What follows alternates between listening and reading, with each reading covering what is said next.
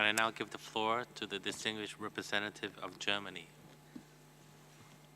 Honorable Co-Chair, distinguished colleagues, I have the honor to speak on behalf of the German delegation. Germany welcomes the zero draft of the post-2015 framework for disaster risk reduction. We think the draft is a good and comprehensive document for further negotiations, and it builds on the informal discussions held in Geneva during September and October. In order to strengthen the framework further, the Federal Republic of Germany recommends to take the following 10 points into consideration when revising the document. First, Germany strongly suggests to provide clear definitions and a more stringent use of terminology in the draft, in particular with regard to resilience and disaster risk management.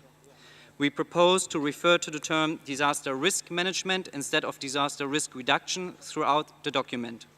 Disaster risk management reflects better the comprehensive goal of the new framework to reduce existing risks, to prevent the creation of new risks, and to strengthen resilience for sustainable development. Germany would welcome to better link the HFA2 with the SDG and climate change agenda in the framework. Stronger emphasis should be directed towards addressing the interactions and interdependencies, as well as a need for coherence between all post-2015 agendas. It should be explicitly mentioned in the preamble of the document that the post-2015 framework for disaster risk reduction serves as a toolbox and a reference on which the other post-2015 documents can build on in striving for sustainable development. We propose to further interlink the three key international frameworks to a use of coherent terminology and concepts, clear reference in each framework and how it relates to the other two, and C, aligning reporting cycles, review mechanisms, and potential revision of the frameworks as appropriate. Thirdly, and in the same context, we strongly propose that the zero draft mentions in the preamble that successful DRM leading to increased resilience provides a real opportunity in reducing humanitarian needs. While DRN should be at the center of risk-informed development activities, we would like to see that the document highlights the need to enhance a more comprehensive approach to risk management between the development and the humanitarian community.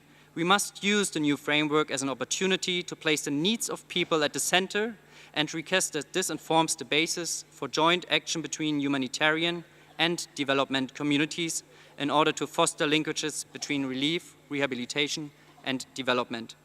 In the same context, Germany calls for the comprehensive preparedness approach to risk management and proposes to further strengthen the language on preparedness. While preparedness is a priority of action in the document, it should also be mentioned as a goal in the new framework. Fifth, and I will hurry up, we call for the explicit inclusion and mentioning of conflict, fragility, and insecurity as fundamental underlying risk drivers.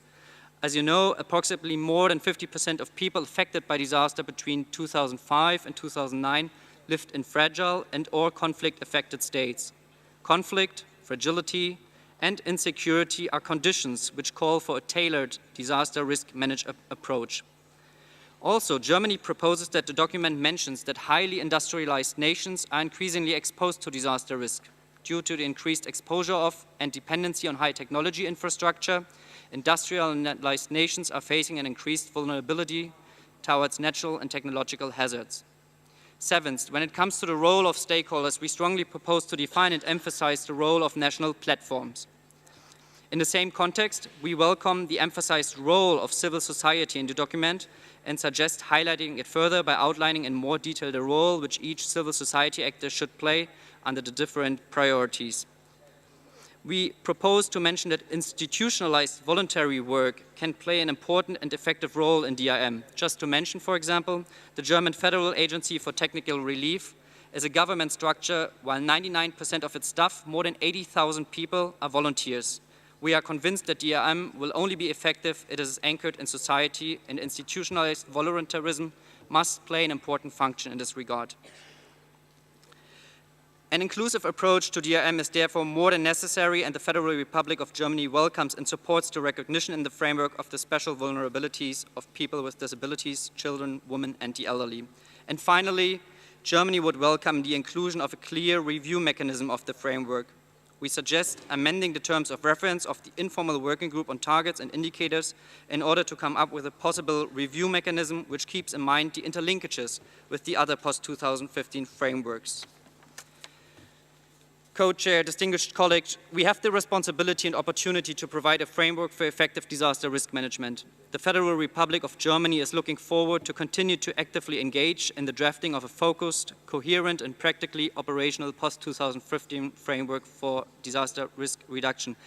We will provide specific text proposals during the negotiations which already started. We thank, and we actually warmly thank Japan for the proposed political declaration. We support the EU comments on the declaration and would like to express our support to Japan in the process of further developing the document. Germany would like to take this opportunity to very much thank the co-chairs, the Bureau, ISDR Secretariat, but also all other stakeholders, groups who have contributed to the draft so far. I thank you, Chair. I thank the distinguished representative of Germany